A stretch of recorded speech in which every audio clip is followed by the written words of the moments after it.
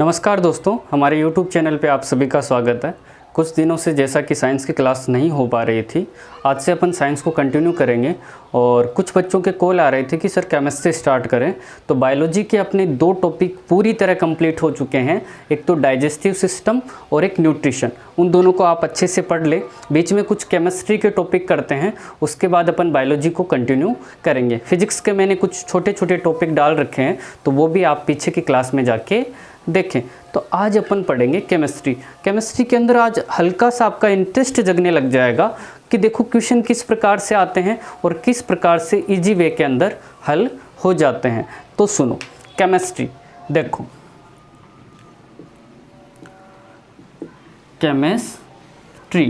Chemistry मतलब रसायन विज्ञान। अब देखो, सबसे पहली जो चीज़ आती है ना, तो पहले तो अपन केमिस्ट्री के बारे में एक बेसिक सा इंट्रोडक्शन देखते हैं, ठीक है। कि जो केमिस्ट्री शब्द है ना, ये जो केमिस्ट्री शब्द है ना, ये किस शब्द से मिलकर बना है? तो यह मिलकर बना है, ये केमिस्ट्री शब्द किस शब्द से मिलकर बना है? तो एक शब्द है कीमिया। कौन सा? कीमिया। कीमिया शब्द से किस शब्द का निर्माण हुआ है? केमिस्ट्री शब्द का निर्माण हुआ है। कीमिया क्या है? तो कीमिया एक मिश्र शब्द है। कहाँ का? मिश्र का। कौन सा शब्द है? मिश्र शब्द है। और इस कीमिया का अर्थ क्या होता है? तो मेरे बच्चों, कीमिया का अर्थ होता है, कीमिया के कैसे आप याद रखोगे मेरे बच्चों? क्या? काला रंग, ठीक है। केमिस्ट्री शब्द किससे बना है? कीमिया से बना है। कीमिया कहाँ का शब्द है? तो मिस्र का शब्द है। कीमिया का अर्थ क्या होता है? तो काला रंग होता है। अब देखो, पहला पॉइंट तो ये। दूसरा पॉइंट, मिस्र था ना, वहां पे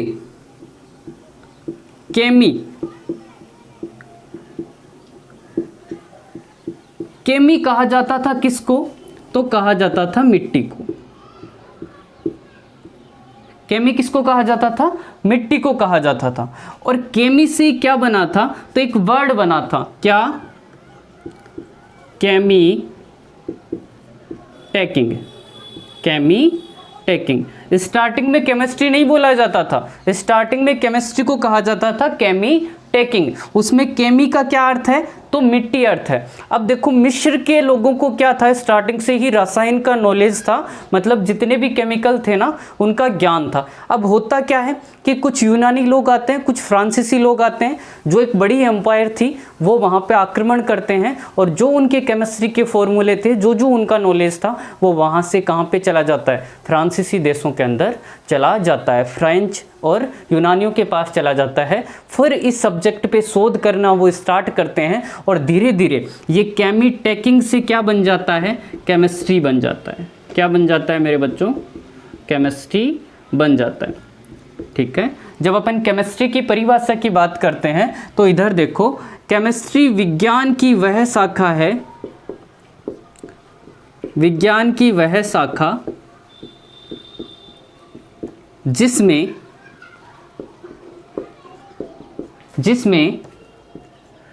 किसी भी पदार्थ, कोई भी पदार्थ हो सकता है, पदार्थ की गुण,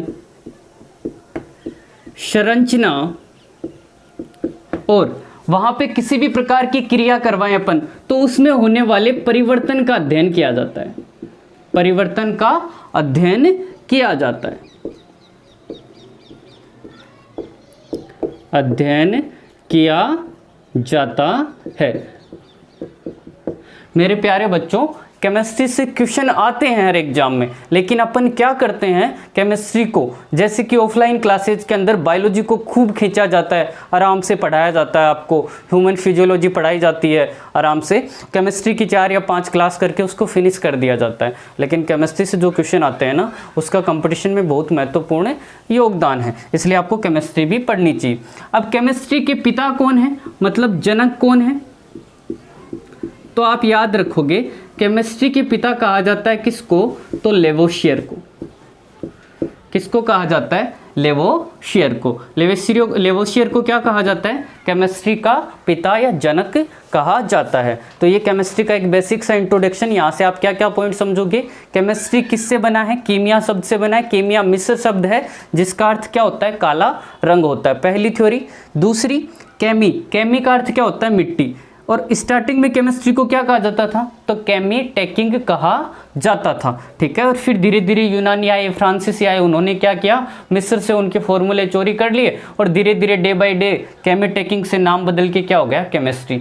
और किसी पदार्थ के गुण, संरचना, परिवर्तन सबका अध्ययन किस में किया जाता है? केमिस्ट्री में किया जाता है। अब देखो इससे आगे चलते हैं। आज एक छोटा सा आपका एक टॉपिक पढ़ाऊंगा मैं, और उस टॉपिक से क्वेश्चन आते हैं यार एग्जाम में, लेकिन आप अनजान हो मेरे बच्चों, आप कर नहीं पाते। तो देखो, पहले तो आपको मैं लिख देता हूं, पहले देखो कुछ चीजें सीखते हैं। आज का टॉपिक होगा अपना किसके बारे में? एटम के बारे में, मतलब परमाणु के बारे में। एटम मतलब परमाणु। अब देखो एटम जो है ना, इस शब्द में ही इसकी परिभाषा छपी है। ये दो शब्दों से मिलकर बना है। कितने शब्दों से मिलकर बना है? तो दो शब्दों से मिलकर बना है मेरे बच्चों। कौन कौन से? एक तो ए और एक टम। इन दोनों शब्दों से मिलकर क्या बना है? एटम। अब ए का मतलब क्या होता है? तो देखो यहाँ पे देखोगे, ए का मतलब होता है नोट, ठीक है। ए का मतलब होता है नोट। और टम का मतलब क्या होता है? तो टम का मतलब होता है डिवाइड, ठीक है। हिंदी में लिखूं तो मतलब ए, डिवाइड का मतलब विभाज्य। मतलब इससे आप क्या समझे? अविभाज्य। कोई ऐसा कण जो विभाजित न हो, विभाजित न हो, क्या कहलाता है? परमाणु कहलाता है। सिंपल सी चीज। देखो साधारण भाषा में समझेंगे अपन। आप ये नहीं समझोगे कि आज की क्लास में आप केमिस्ट्री के व्याख्याता बन जाओगे, नहीं, ऐसा कुछ नहीं होगा। जो इंपॉर्टेंट चीज़ें है ना, जिससे एक आर्ट कॉमर्स के बच्चे भी क्या कर सके? केमिस्ट्री को समझ सके, उस तरीके से अपन केमिस्ट्री को पढ़ने की कोशिश करेंगे। तो एक ऐसा कण, एटम मतलब अविभाज्य, जो विभाजित नहीं किया जा सके। मतलब अब विभाजित नहीं किया जा सके, जैसे अपन शरीर की बात करते हैं, सबसे छोटा कण कौन सा होता है? तो क्या होता है? सबसे छोटी चीज़ क्या होती है अपनी बॉडी की? कोशिका होती है ना। ऐसे ही जब केमिस्ट्री की बात करते हैं ना, तो सबसे छोटा कण कौन सा होता है? तो परमाणु होता है। और बहुत सारे परमाणु मिलकर किसका निर्माण करते हैं? अणु का निर्माण करते हैं। सबसे छोटा कण कौन सा होता है? परमाणु होता है। और ये स्वतंत्र अवस्था में नहीं रह सकता। ये क्या करेंगे? खूब सारे परमाणु मिलकर किसका निर्माण कर लेंगे? अणु का निर्माण कर लेंगे। अब आपने परमाणु की संरचना तो देखी होगी, सबने देख रखी है। कैसा होता है? बीच में तो एक नाभिक होता है। नाभिक में क्या पाए जाते हैं? प्रोटॉन पाए जाते हैं और न्यूट्रॉन पाए जाते हैं। इसके चारों तरफ कुछ ऑर्बिट होते हैं। ऑर्बिट मतलब कक्ष होते हैं, ठीक है। और उन कक्षों में क्या पाया जाता है? इलेक्ट्रॉन पाया जाता है। ये एक परमाणु की हल्की सी संरचना है। अपन विस्तार में परमाणु की संरचना जब पढ़ेंगे, जब परमाणु मॉडल पढ़ेंगे अपन। लेकिन यहाँ पे इतना देखो कि परमाणु होता कैसा है। बीच में एक क्षेत्र होता है जिसके अंदर क्या पाए जाते हैं? प्रोटॉन प्लस न्यूट्रॉन पाए जाते हैं। उसे क्या कहेंगे? नाभिक कहेंगे। नाभिक की खोज किसने की? रदरफोर्ड ने की, ठीक है। और उसके चारों तरफ कुछ कक्ष होते हैं, और कक्षों के अंदर कौन विचरण करते हैं? इलेक्ट्रॉन विचरण करते हैं। अब देखो 3-4 चीजें देखो, और उसके बाद अपन क्वेश्चन की प्रारंभ करेंगे। तो इधर बना देता हूं मैं। ये हो गया अपने कक्ष, और कक्षों में क्या पाए जाते हैं? इलेक्ट्रॉन। और ये हो गया नाभिक। नाभिक में क्या पाए जाते हैं? Proton plus neutron. तो देखो इसकी छोटी छोटी टर्मिनोलॉजी है, मतलब छोटे छोटे पॉइंट है, उनके बारे में समझो। पहली चीज तो नाभिक क्या होता है? नाभिक, तो नाभिक का क्या मतलब है कि परमाणु के अंदर ऐसा क्षेत्र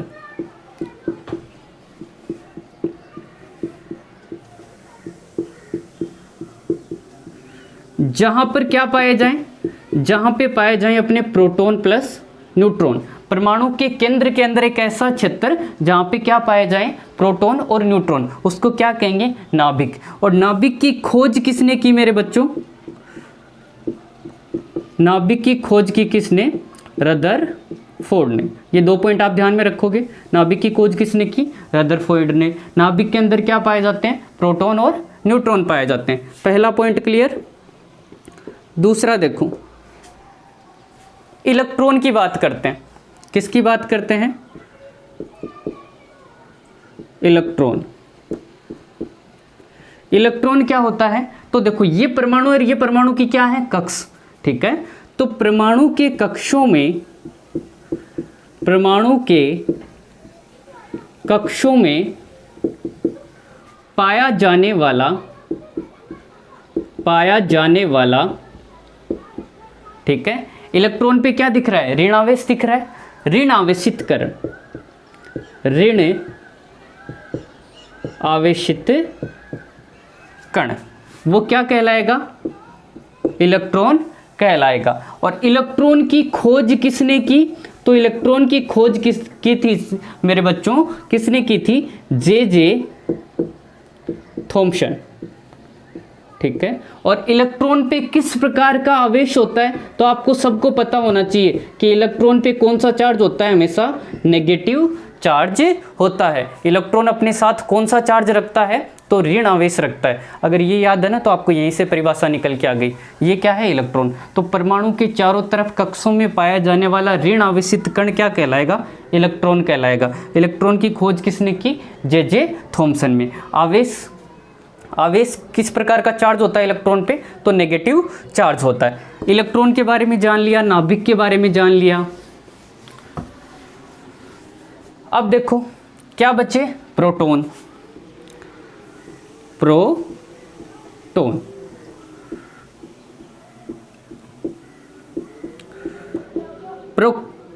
क्या होते हैं, तो देखो प्रोटॉन क्या होते हैं, परमाणु के नाभिक में, ये परमाणु की नाभिक है, नाभिक में पाए जाने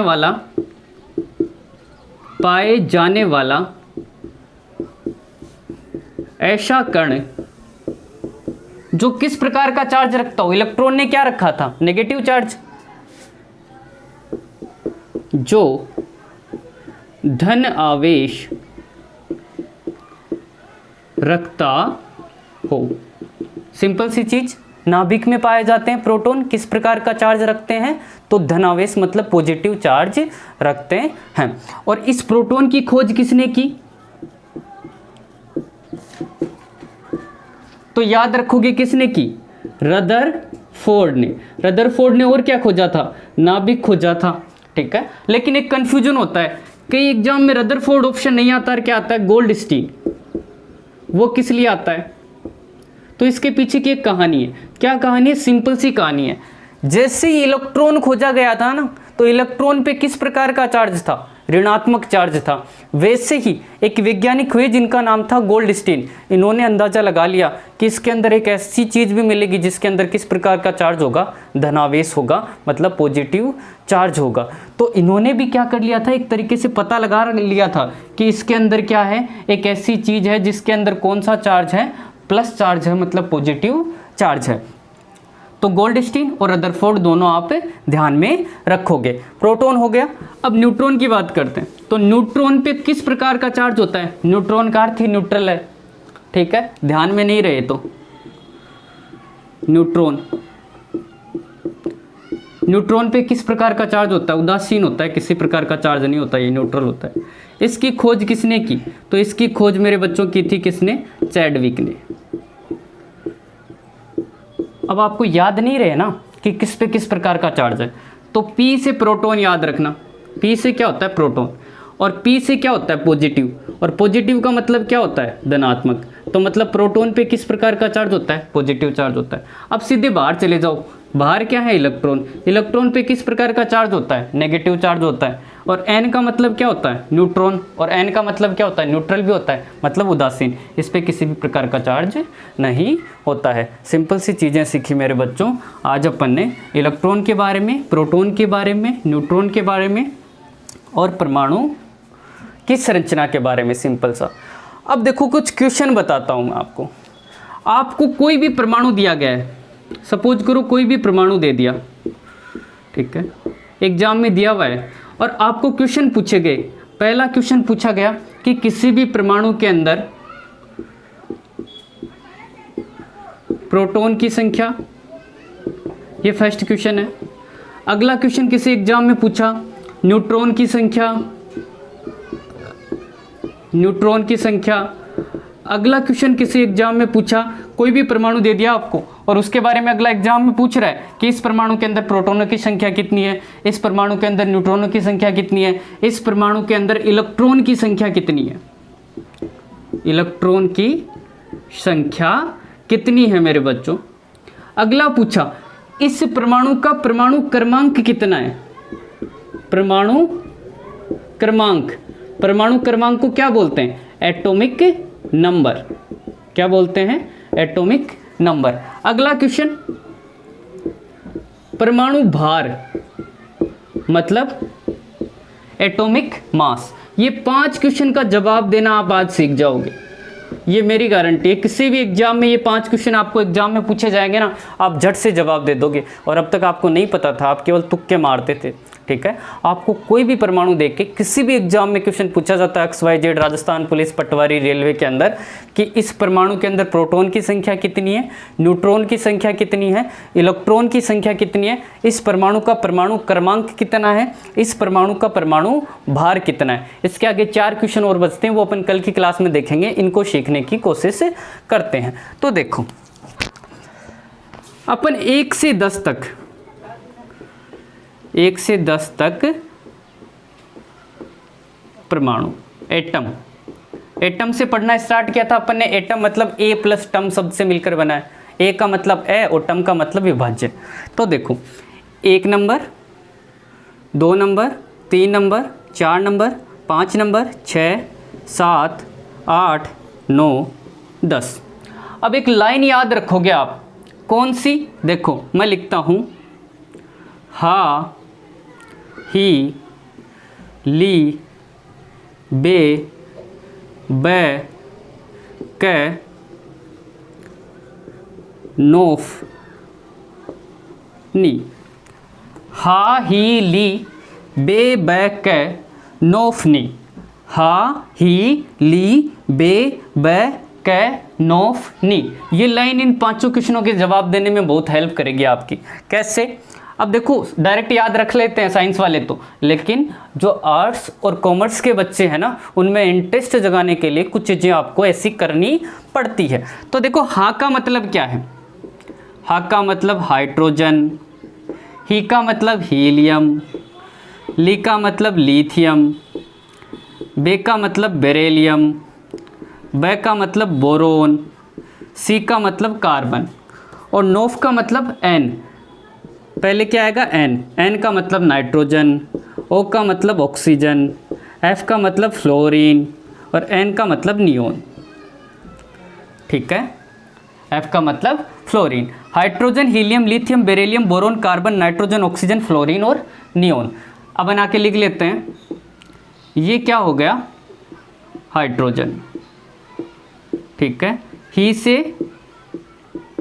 हीलियम, ठीक है, Li से लिथियम, ठीक है, Be का मतलब बेरिलियम, बेरिलियम, B का मतलब बोरोन,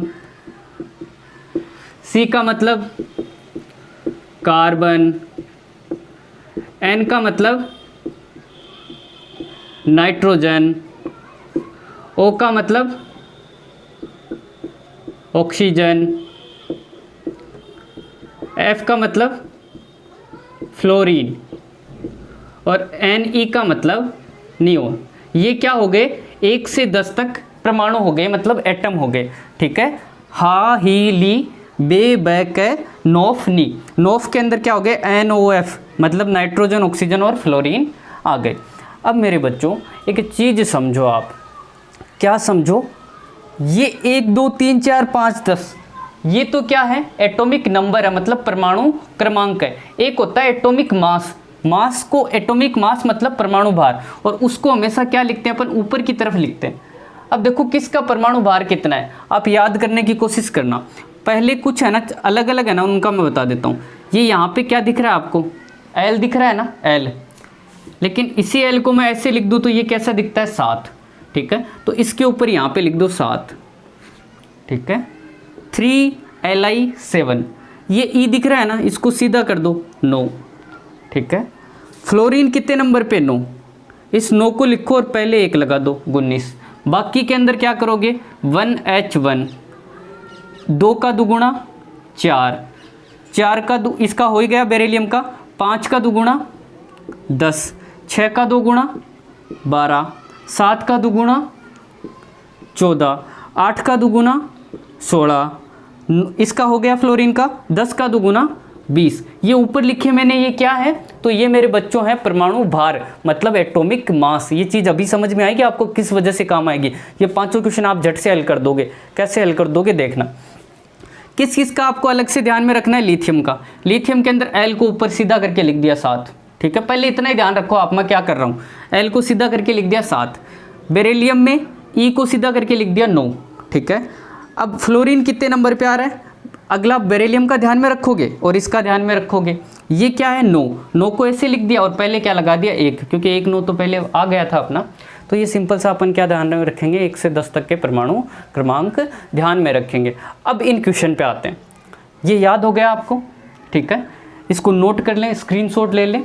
अब देखो ये क्वेश्चन कैसे हल होते हैं। तो सिंपल सी, इसको मैं रफ कर रहा हूँ क्योंकि मेरे पास क्या है, देखो बच्चों आपके लिए जो बोर्ड है ना उसका अरेंजमेंट छोटा ही है। आपके लिए इतनी मेहनत करते हैं लेकिन आपका रिस्पॉन्स है ना थोड़ा हल्का आता है। आप वीडियो को शेयर नहीं करते, ठीक है, शेयर किया करो। अब ये देखो मेरी बच्चों, ये चीज़ देखो कि अपन किसी भी परमाणु को है ना किस से शो करेंगे, अक्ष से शो करेंगे। तो ये मैंने लिख दिया अक्ष। अक्ष का मतलब क्या है, कोई भी परमाणु हो सकता है, हाइड्रोजन हो सकता है, हीलियम हो सकता है, लिथियम हो सकता है। अब ऊपर देखते हो तो क्या है, आसमान, और आसमान का चुराओ ए, तो ऊपर लिखो ए। नीचे क्या है, जमी, और जमी का लिखो जेड। अब ये बड़ी इंपॉर्टेंट चीज़ आपकी तैयार हो गई। ऊपर क्या है, आसमान, आसमान का क्या लिखा अपन ने, ए। नीचे क्या है, जमी, और जमी का क्या लिखा, जेड, और बीच में क्या लिख दिया, अक्ष। ये तैयार हो गया अपना। ये किसी भी परमाणु को दर्शाने का एक तरीका होता है, इस प्रकार से दर्शाया जाता है किसी भी परमाणु को, ठीक है। अब देखो कैसे दर्शाएंगे। बीच में क्या है, परमाणु, ऊपर क्या है, ए, और नीचे क्या है, जेड, ठीक है। ये चीज़ समझ में आ गई, सिंपल सा पॉइंट है, इसमें कोई दोहराई नहीं है। अब देखो ए का मतलब क्या है यहाँ पे, तो ए का मतलब है एटॉमिक मास, मतलब परमाणु भार। किसी का भी परमाणु भार पूछे वो कहाँ लिखा जाएगा, हमेशा ऊपर की तरफ दिया हुआ आएगा, किसी एग्जाम में क्वेश्चन दिया हुआ था। तो जेड का मतलब क्या है, तो देखो ये क्या है, इस अक्ष के पैर हैं, ये सिर है, आप याद रख सकते हो। तो जेड से आप एक लाइन याद रखना, पैरों में क्या होता है, पैरों में होता है मेरे बच्चों पेज, पेज या पाजेब भी आप याद रख सकते हो। पैरों में क्या है, पेज है, और पेज से आप याद रखोगे पी का पहला, पेज का पहला अक्षर क्या है, पी, मतलब पैरों में क्या होती है, प्रोटॉन की संख्या, प्रोटॉन की संख्या, ठीक है। पैरों में क्या होती है, प्रोटॉन की संख्या। ई का मतलब इलेक्ट्रॉन की संख्या। देखो वो सारे क्वेश्चनों के जवाब यही मिलते जा रहे हैं। अभी एक एग्जाम्पल देखेंगे, सारी चीज़ आपको समझ में आ जाएगी। जेड का मतलब होता है मेरे बच्चों परमाणु क्रमांक। परमाणु क्रमांक को किससे शो करते हैं, जेड से। तो जेड का मतलब परमाणु क्रमांक, मतलब एटॉमिक नंबर। यहाँ से क्या चीज़ ध्यान में रखोगे, अक्ष का मतलब क्या है, परमाणु, ए का मतलब क्या है, एटॉमिक मास। ऐसे कैसे याद रखोगे, ऊपर ए है या जेड है, तो ऊपर क्या है, आसमान, आसमान का ए चुराना, ए का मतलब एटॉमिक मास, और जेड का मतलब क्या हो गया, जेड कहाँ है, पैरों में है, तो पैरों में याद रखोगे, पैरों में क्या है, पेज है। पी का मतलब प्रोटॉन की संख्या, ई का मतलब इलेक्ट्रॉन की संख्या, और जेड का मतलब परमाणु क्रमांक। अब अभी अपन ने जो चीज़ देखी थी ना, देखो एक एग्जाम्पल लेते हैं अपन, एक एग्जाम्पल लेते हैं, इसको रफ कर दूं मैं, आपको याद ही है ऊपर क्या है ए, देखो जल्दी से, ये अक्ष क्या है परमाणु, ऊपर क्या है ए का मतलब क्या हो गया एटॉमिक मास, नीचे क्या है जेड जमी, और पैरों में क्या होता है पेज होता है, पी का मतलब प्रोटॉन की संख्या, ई का मतलब इलेक्ट्रॉन की संख्या, जेड का मतलब परमाणु क्रमांक। तो मैंने कोई परमाणु रखा, कौन सा, बेरिलियम, ये Be, ये तो क्या हो गई अक्ष, ठीक है। अब बेरिलियम कितने नंबर पे आता है, तो हा ही ली बे, तो बे कितने नंबर पे आया 4 पे, और इसके ऊपर कितना लिखूंगा मैं, तो इसको अपन ने क्या कर दिया था सीधा करके ऊपर लिखा था ना, तो ये लिख दिया ऊपर 9। ये दिया हुआ है आपको एग्जाम के अंदर 4 Be और ऊपर 9, या डायरेक्ट पूछ लिया बेरिलियम के अंदर प्रोटॉनों की संख्या कितनी है, इनमें से कोई सा भी क्वेश्चन पूछ लिया, ये क्वेश्चन है एग्जाम में ऐसे आएगा। जो अपन ने पीछे जो कहानी पढ़ी थी ना वो अब काम आएगी आपके मेरे बच्चों। तो देखो ऊपर तो क्या होता है ए और नीचे क्या होता है जेड, ठीक है, और पैरों में क्या होता है पेज होता है, मतलब प्रोटॉन की संख्या इलेक्ट्रॉन की संख्या, और जेड मतलब परमाणु क्रमांक।